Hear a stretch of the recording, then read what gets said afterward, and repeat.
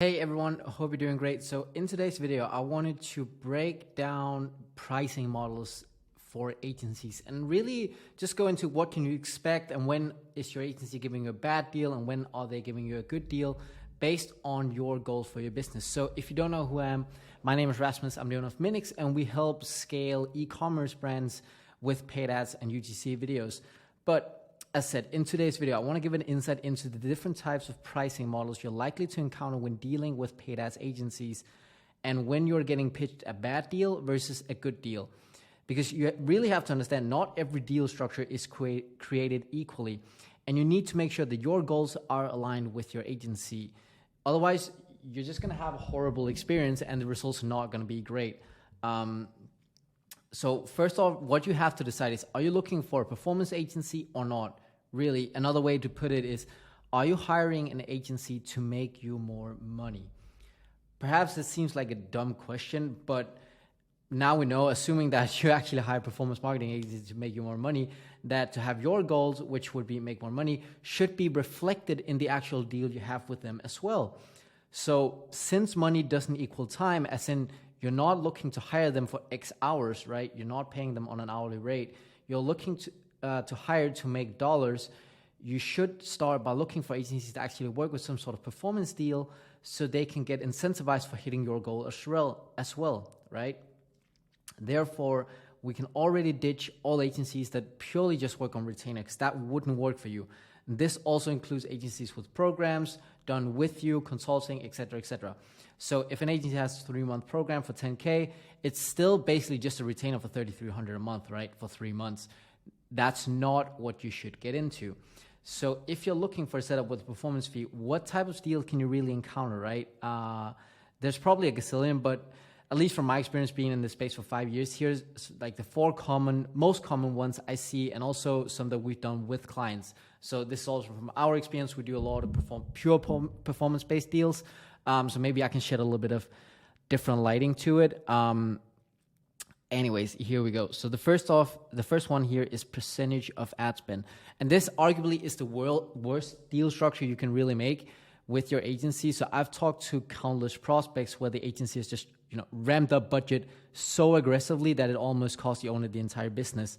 Like I've been on calls with people where their budget was $100 a day, and after a month or two, they see themselves spending $5K a day on really no results. So you don't want to go into an ad spend deal because your goal of making money isn't aligned with the goal of the agency, which is because their goal really is just to spend as much as possible, right? If they get 20% of ad spend, like why would they care about you actually making any sort of revenue if they can just hustle you for a few $1,000s and then you would resign? I'm not saying every agency does this, but as I said, I've heard of stories and talked with people where they have gone from spending a few $100s a day to spending 5-10K a day wildly unprofitable because the agency just got a percentage of the ad spend, right? And they can make an aggressive amount of money in a very short period of time, and then they just keep churning over clients. I'm not saying this is everyone. I'm not saying this is likely to happen to you, but it is a situation you can put yourself in because your goals are not aligned. And that's just what we're trying to achieve here in this video. So second of all, we have percentage of revenue generated. So we do a lot of these deals ourselves because it's directly related to the goal of our clients, right? This does come with more complexity though, because you need to be aware of a few things, such as, gross margins, like where's your break-even point? Because we also want to scale up ad spend, right? But because we get paid based on the revenue, we need to make sure it's somewhat profitable, because otherwise it's just a waste of time. We might as well just keep our client happy and spend less and generate better results and make the same revenue in the back end. So gross margins, attribution is a big one as well. Are you over attributing? Most likely you are. Are you under attributing? If that's the case, then no one want to feel cheated. So that's a big one to figure out. And then revenue percentage. So how much is the actual revenue percentage going to be? So these deals can get out of hand. And if you want to make sure you're not paying a crazy percentage, if there's also a retainer included in this deal, right?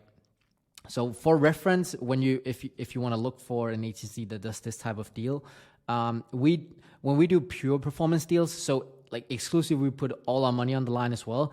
We take somewhere between 8 to 12% of the revenue generated.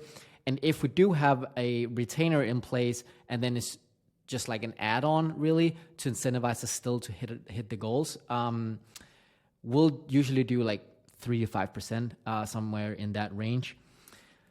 So this is the second one. Then third one is what we call RAS, some call it ROAS deals.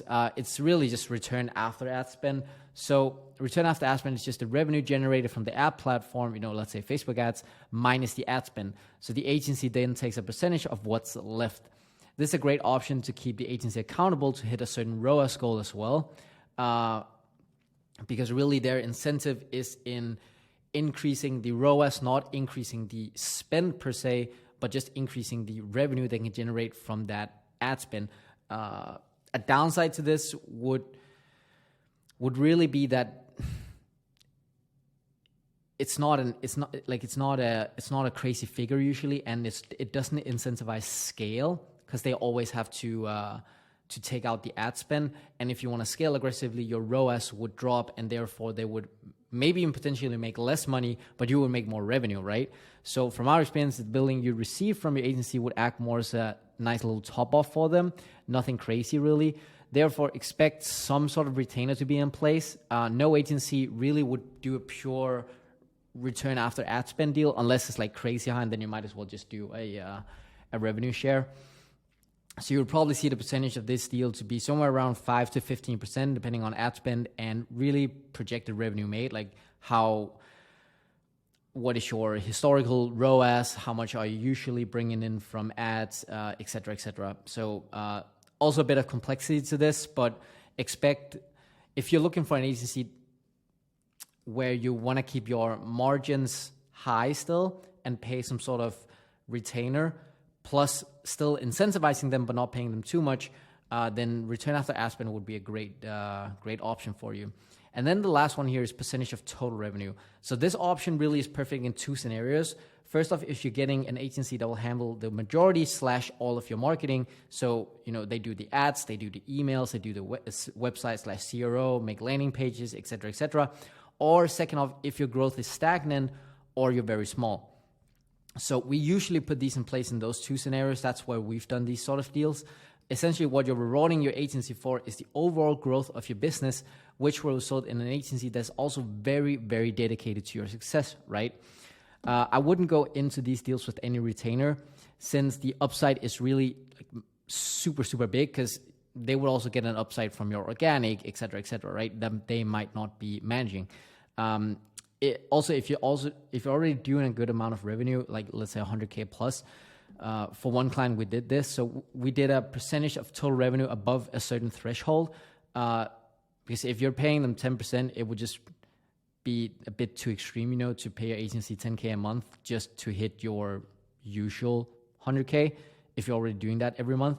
But also, you don't want to be cheap with it. And this is also like a pretty big part of it. So if you're doing like 20K a month and you want to penny pinch with the agency that they only get a percentage, above 20K, the relationship will probably go sour, because you don't have a proof of concept yet for your business. And they're already doing a lot of work for only a guaranteed 2K in billing, right? It's not a lot if they do your ads, do your email, do your SMS, do your landing pages. So you need to understand as well, this is a high risk, high reward for the agency. So you also need to pay them accordingly. For reference, we have done deals ranging between 7 to 10%, and those are sort of deals we have going on right now. But if you're just doing 20K a month, like don't penny pinch 20K,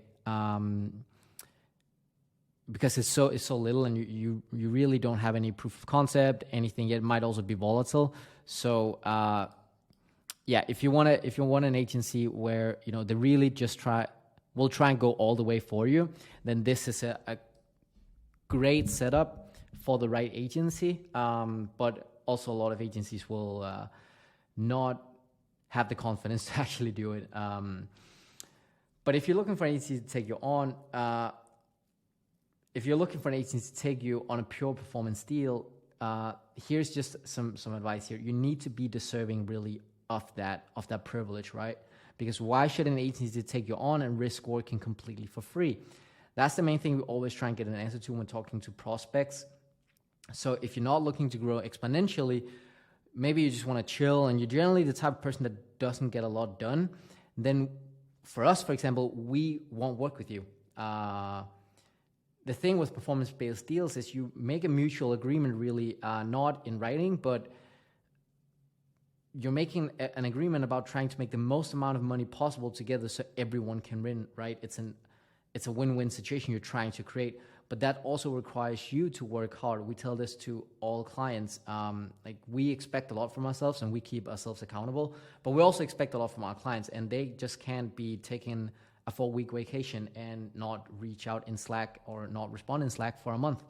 We've had that before, and then we have to cut it off because then it's just a waste of time. So you just need to keep that in mind. Getting into bed with an agency that's willing to put themselves in a high-risk scenario will require input from you as well. Otherwise, it just won't work. But if you agree to put in the work, then a pure performance deal can be very lucrative and a very fast way as well to scale an e-commerce business, because you're aligning your goal with the agency. And we all know how it is when you put your own money on the line, when you start your own e-commerce business, you also work much, much harder to actually get a return on that, right? And it's the same for the agency. If they put their own money on the line, I guarantee you, because it's the same for us, we're way more motivated to get things off the ground. So with that being said, that wraps up today's video.